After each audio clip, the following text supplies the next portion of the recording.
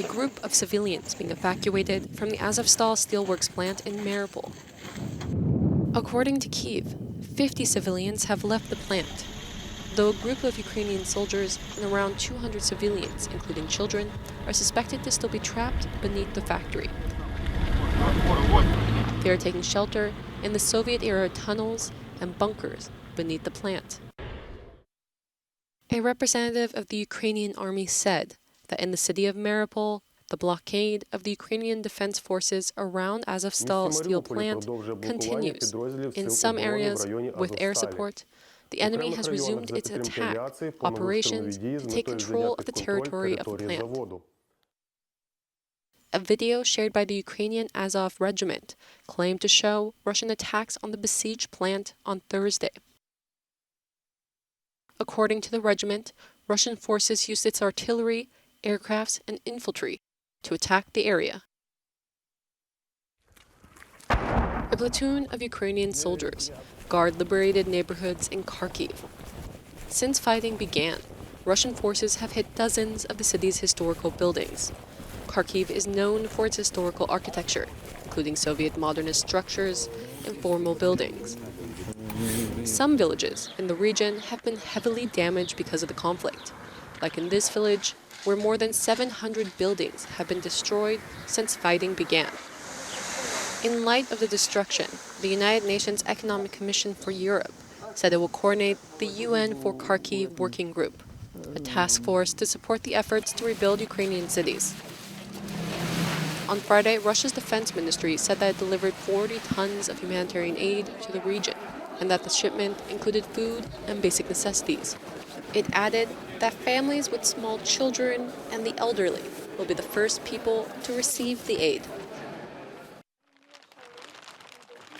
Amnesty International says Russian forces must face justice for a series of war crimes committed in the region northwest of Kyiv, following an extensive on-the-ground investigation. In a new briefing on Friday, they say they've collated evidence and testimony in 8 cities near Kyiv, including arbitrary executions, bombardments of residential areas and torture. We know that the crimes committed against people living around Kiev, which we are reporting on today, are not merely anecdotal, incidental, or collateral. We know they are part of a pattern that has characterized Russia's conduct of the hostilities from the outset. A repeated pattern, large in scale and devastating in impact. On the Amnesty International website, they said it is vital that all those responsible, including up-the-chain command, are brought to justice. After Russian forces retreated from Bucha in April, corpses were found lying on the streets, many with their hands bound behind their backs, and many were found in mass graves. Kyiv Regional Governor Alexandra Pavlyuk said at least 1,235 civilian bodies have been found in the region.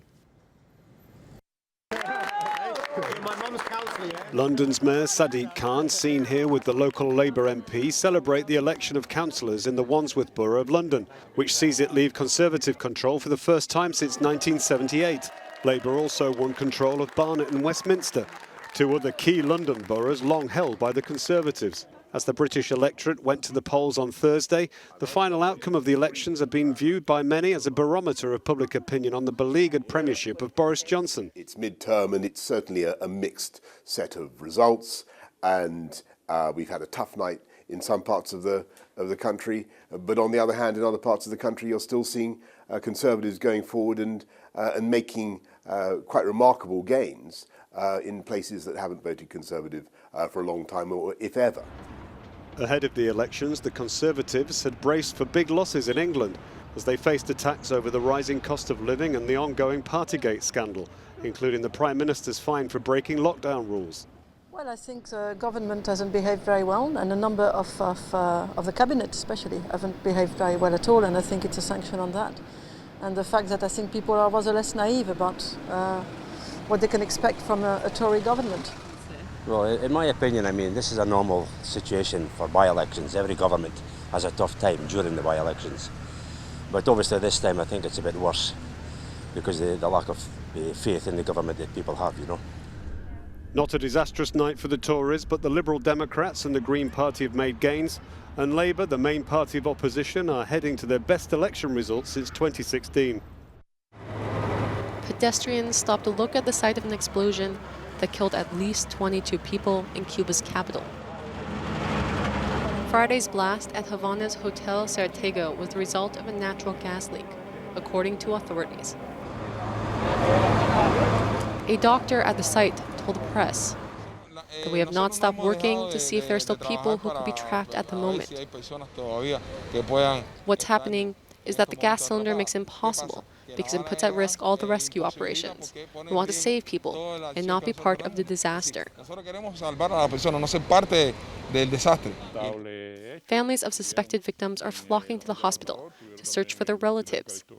The accident injured at least 74 people, including 14 children, but authorities expect that number to rise.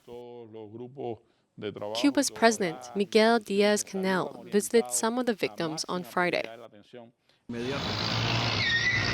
The original explosion destroyed the majority of the hotel's facade and damaged surrounding buildings. Families living close to the site have been evacuated.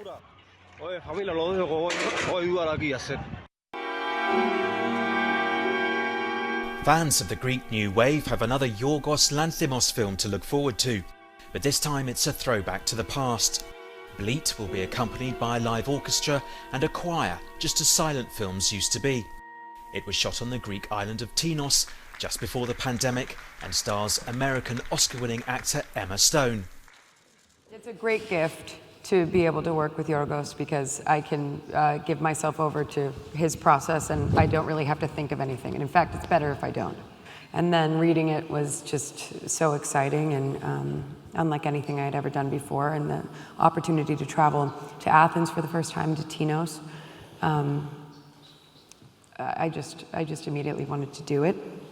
And was it the artiest thing I've done? I guess so. It's a surreal story about a young widow who mourns her dead husband. After a moment of ecstasy, she brings him back to life. What unfolds is a grim tale about death, sexual desire and loneliness. I started thinking of this film when I was on the island. The landscape itself, the animals and the whole surroundings were a source of inspiration to begin the story. I was always interested in doing something bucolic in this way. But I was interested in doing something contemporary in relation to that. So gradually I thought about it and found such elements and I tried to put them in the story. The 30-minute film is a collaboration with the Greek National Opera and premieres there until Sunday. It may then go on limited release in some countries. It is a rare event in literature, the publication of an unpublished work by a great French and European writer of the 20th century, decades after his death. Guerre, or War in English, is based on some of 6,000 handwritten pages written by Louis Ferdinand Céline, all of which mysteriously reappeared last summer. Some of them can now be seen at the Gallimard Gallery in Paris. This exhibition is here to show precisely part of what has been found, and in particular the unpublished manuscripts that will be published by Gallimard. Something so considerable has never happened before. There were the 75 pages of Marcel Proust that were found a few years ago.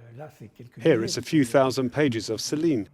The author of Journey to the End of Night is both admired for his exceptional style and cursed for his anti-Semitic views during the Second World War. So this is a goldmine for history and literature lovers. You can feel that it is written very quickly. As you go along, he leaves blanks. There are repetitions. There are mistakes that would have necessarily been corrected when rereading. There is little or no punctuation. There are no paragraphs, and you feel the way it is written is that it just came pouring out. The first draft tells the story. Afterwards, we refined it and made it publishable. 2 other books will be released by Gallimard this year, which might shed a light on the complexity of such a controversial writer.